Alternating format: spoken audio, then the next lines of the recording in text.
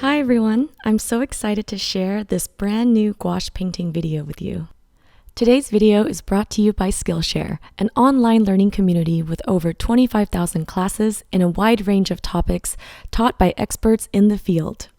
This fall, Skillshare teamed up with Adobe to create exclusive online classes showcasing the possibilities of the new Adobe Fresco app, which is a drawing and painting iPad app that features the most advanced brushes in the world and a modern experience that balances ease of use with powerful tools.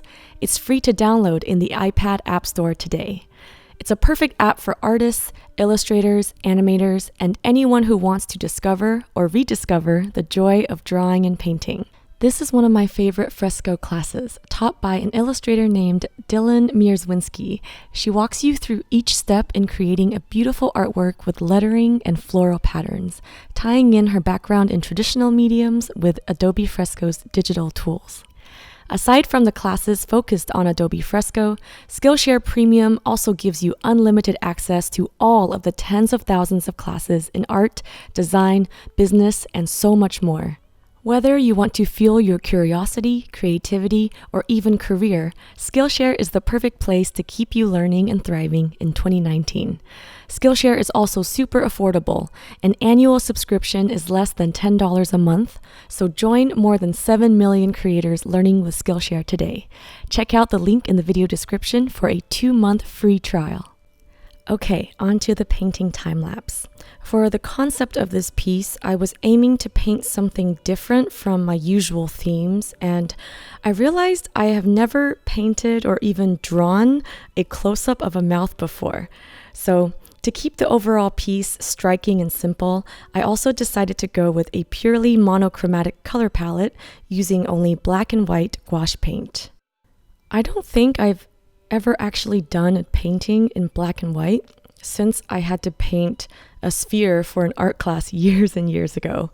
I always used to think that a monochromatic color palette was just a precursor or a practice step to prepare for using full color. And I usually only used black and white for my pencil or charcoal drawings. But lately, I've begun to appreciate the clean elegance of this simple color palette, so I wanted to bring that into the painting medium.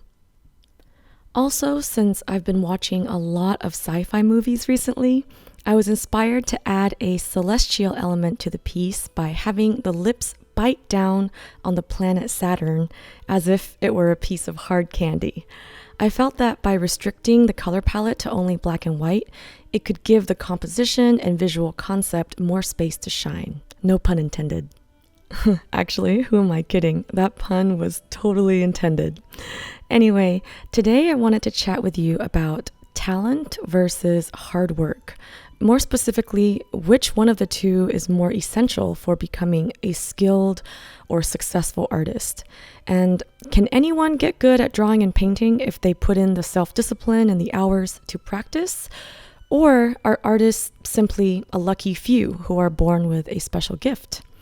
I know I've talked about this topic a few times already in previous videos, but I wanted to elaborate on this discussion a bit more because lately I noticed that I've started to change my stance as I accumulated more experience as a full-time artist. In my earlier videos, I talked about how I believe that being talented won't get us anywhere without hard work and practice.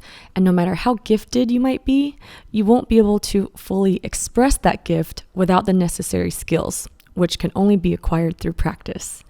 But even though anyone can put in the hours to practice drawing and painting, I still believed artists were special because I think they're born with a natural enthusiasm for art, which is what drives them to keep practicing when others may have gotten bored or given up.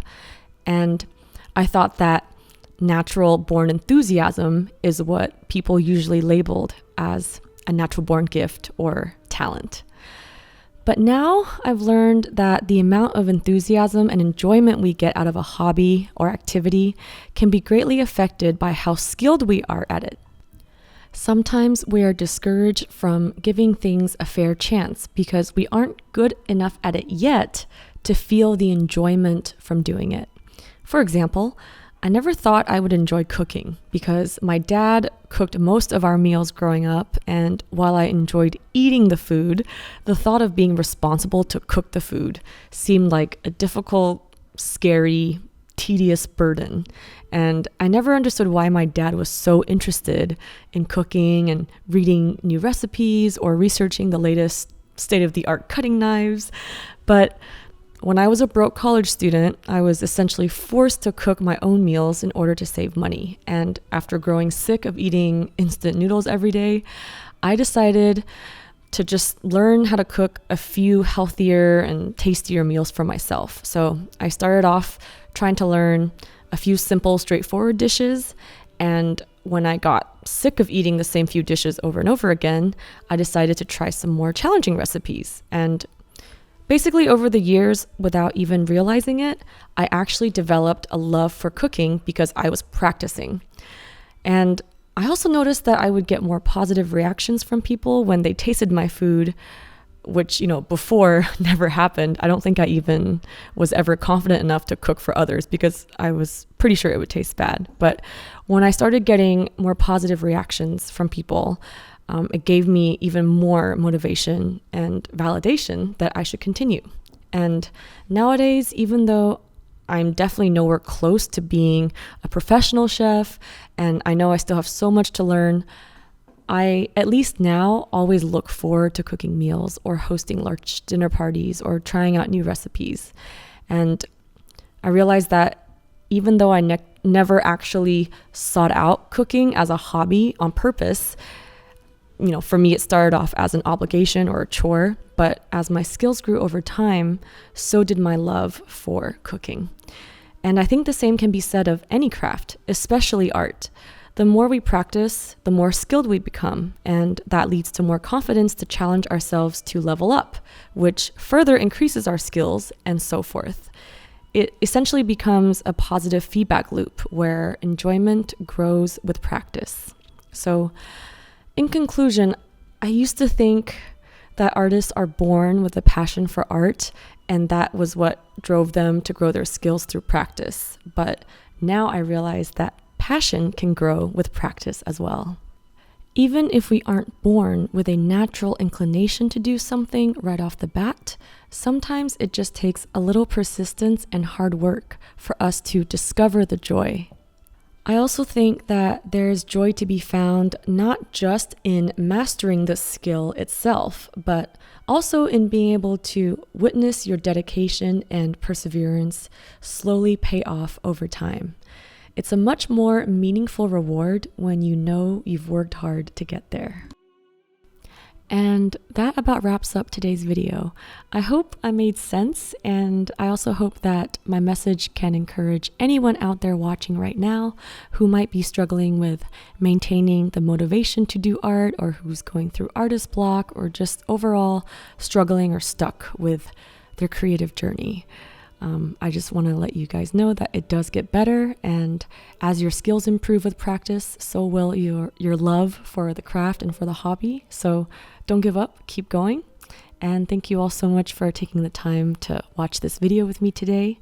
If you have any suggestions for topics you would like me to discuss in future videos and these voiceovers, I'd love to hear your feedback in the comments.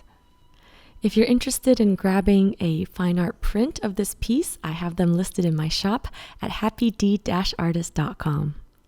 The original painting has already been gifted to one of my patrons as part of my $95 tier Patreon rewards, which currently includes one fine art print, one postcard print, one sticker, and an original artwork, all for $95 a month. And that's on top of the hundreds of hours of exclusive Patreon tutorials, podcasts, live streams, and so much more that you can get for just a few dollars a month. So if you're interested in learning more about drawing and painting, or if you just enjoy getting surprise art gift boxes in the mail, check out patreon.com/happydartist. Also, if you want to check out more artworks, works in progress, and just random daily artist adventures, feel free to check out my Instagram, and you can follow me at the handle @happydartist. Thanks for watching, and I'll see you in the next one. Bye!